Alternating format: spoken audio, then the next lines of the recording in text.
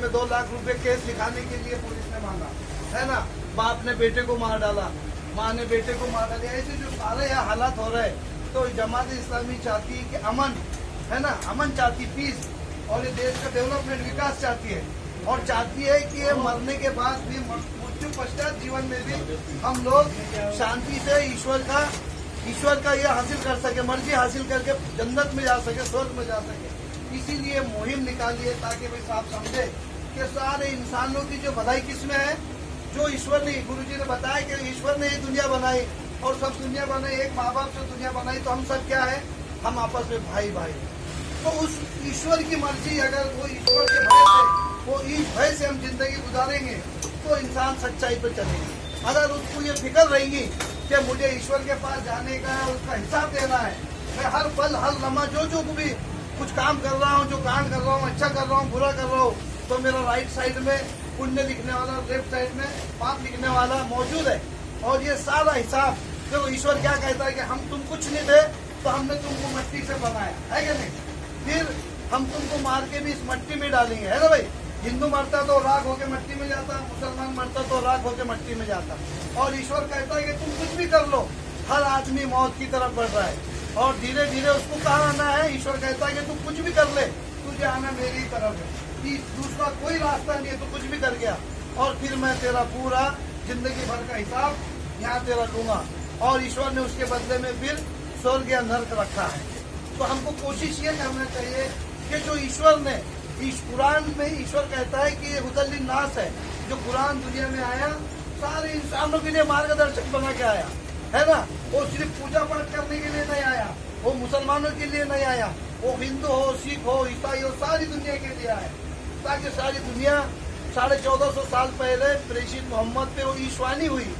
ईशवानी प्रेषित ने वो 23 साल की जिंदगी में जैसा जैसा आता गया, लोगों तक पहुंचाते गए, और एक अच्छा माहौल बनाए, ऐसा माहौल जिसमें सब, किसी की बहू बेटी की इज्जत नहीं लूटी जाती थी, किसी माँ बहन के साथ कोई जबरदस्ती नहीं की जाती थी, कोई चोरी नहीं की जाती थी, कोई किसी का हक नहीं मारता था, कोई किसी का नाहक कत्ल नहीं करता था, सब आपस में प्यार मोहब्बत से रहते थे।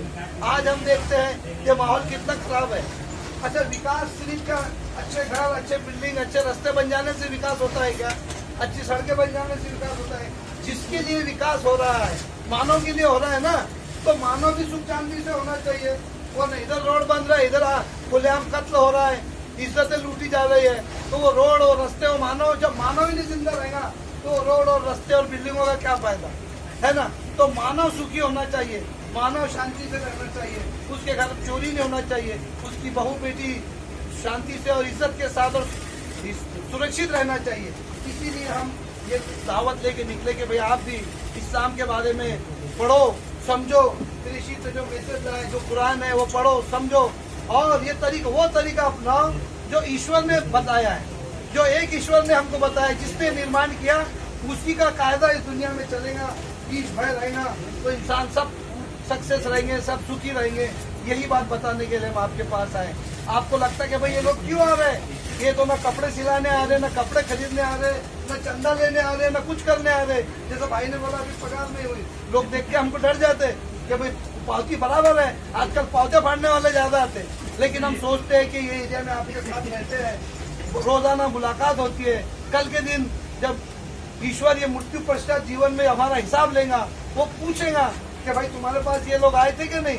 मैंने इनको कहा था, कुरान में कहा था कि तुम में से कुछ लोग जरूर ऐसे होना चाहिए जो लोगों तक जाए और मेरा पैगाम पहुंचाए, मेरे प्रेषित का पैगाम पहुंचाए, और उनको भलाई की तरफ लाए, बुराई से रोके, ताकि वो सब के सब स्वर्ग में जाने वाले बन जाए। क्योंकि आप हमारे भाई है।